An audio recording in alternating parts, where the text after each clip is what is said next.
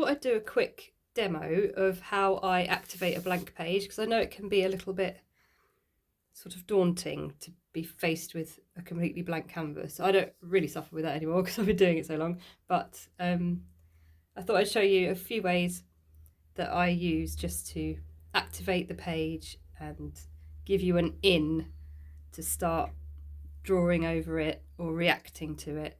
So first up, a really simple one is to use a neutral wash. It doesn't interfere with anything you then put on top of it because it's just a neutral colour, so it will go with everything. So I like to use watercolour, maybe spray it a little bit and just kind of activate your canvas or your page. Just with a neutral grey, you can kind of splash them a bit, blow them, and just make a variety of marks that aren't going to affect whatever you put on top of it. So that's number one.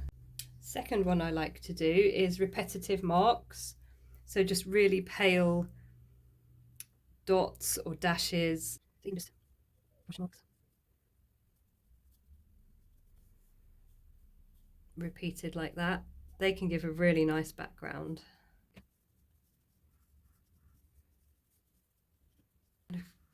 Adopted this pattern from looking at a pepper seeds and I loved it, so I use it all the time now. It reminds me also of kind of, you know, like those dry rock walls, but it's a nice one because you could put like a really strong graphic on top of that.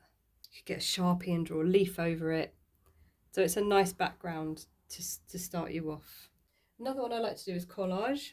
So I keep, I actually have boxes and boxes of collage papers. I have old books, old music sheets, maps, indexes, brown paper, packaging, book covers, old sketchbooks, old playing sheets that I didn't end up doing anything with. I've ripped them up.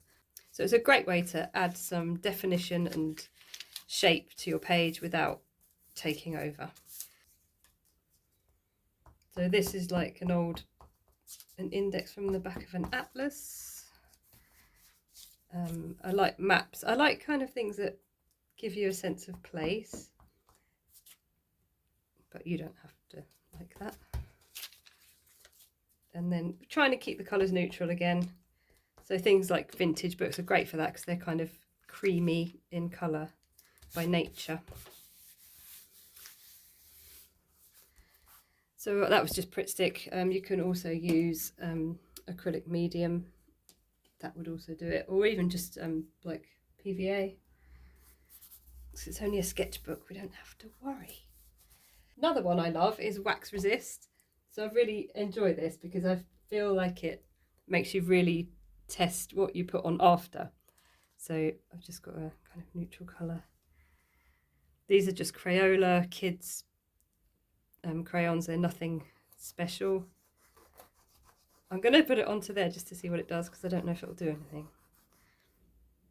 But you can do an area of the wax in like a pale neutrally colour so it doesn't interfere too much with what you're going to put over it.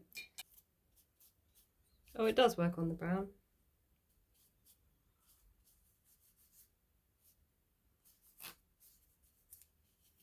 That's lovely. So it's given some kind of deeper colours where it's held the pigment of the watercolour in smaller gaps and then other bits have gone washy. So that's a nice background. You could put something over the top of that, but you'd have to really think about it, what you're going to do over that. It might have to be Sharpie or collage or cutting out. Interesting. So that's a really nice one. Another really fun one is just to make some messy marks with pencils and like fine liners.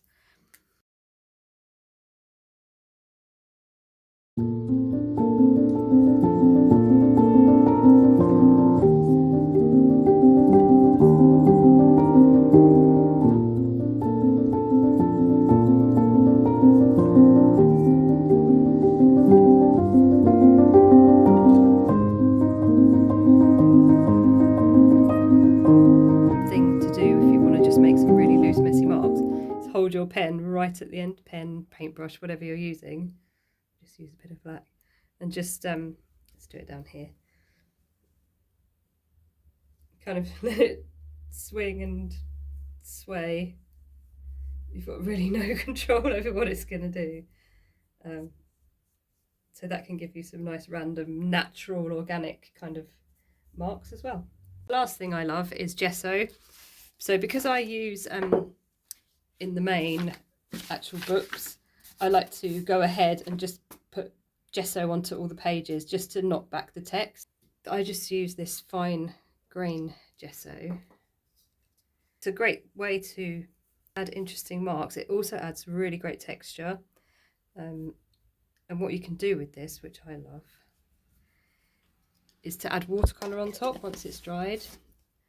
So I've done, this is one I already did. So you can see I came over it with a grey watercolour, and you can see all the marks that it made where it was reacted with the gesso, and sometimes it repelled it, and sometimes you can see the marks in it. So I think that's really interesting, and that would make a great background for like really a graphic image or something like that. Also done a bit on some white paper so I can show you. Show up.